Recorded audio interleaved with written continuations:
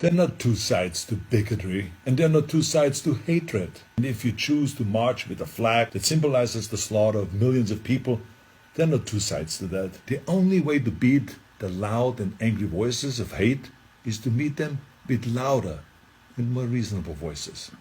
And that includes you, President Trump. In fact, as president of this great country, you have a moral responsibility to send an unequivocal message that you won't stand for hate and racism. Now let me help you write your speech here a little bit. As President of the United States and as a Republican, I reject the support of white supremacists. The country that defeated Hitler's armies is no place for Nazi flags. The party of Lincoln won't stand with those who carry the battle flag of the failed Confederacy. Was that very difficult? You see, I told you. I have a message to the neo-Nazis and to the white nationalists and to the neo-Confederates. Let me be just as blunt as possible. Your heroes are losers.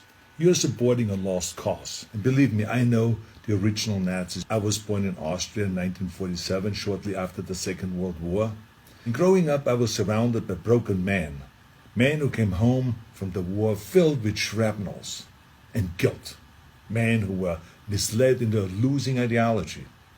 And I can tell you that these ghosts that you idolize spent the rest of their lives living in shame. And right now, they're resting in hell. I know that you weren't born with these hateful views. No one is. But the truth is, it's never too late to make the choices, to learn and to evolve, and to understand that all human beings have equal value. If you say, Arnold, hey, I was just at the march, don't call me a Nazi, I have nothing to do with Nazis at all. Let me help you. Don't hang around people who carry Nazi flags, give Nazi salutes, or shout Nazi slogans. Go home.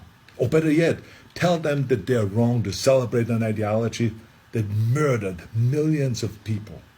And then go home. You're so lucky to live in a country that gives you every right to say horrible things. But think about how you could actually use that power for something good. Those of you who have been silent, you must also evolve. I have learned a long time ago that the only way we can really eliminate hatred is to face it head on. It is not always comfortable, of course, but stereotypes about racism, religion, gender, anything else, they're like cancer. If you had a tumor, you wouldn't quietly hope that it slowly disappears. You would zap the shit out of it with all the chemotherapy and cut it out and try every experimental treatment until it was gone. But this is no different. I mean, this is a difficult time for our country, of course.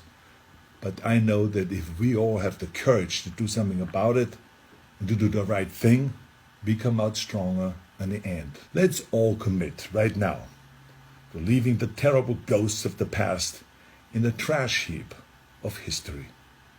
That's where they belong.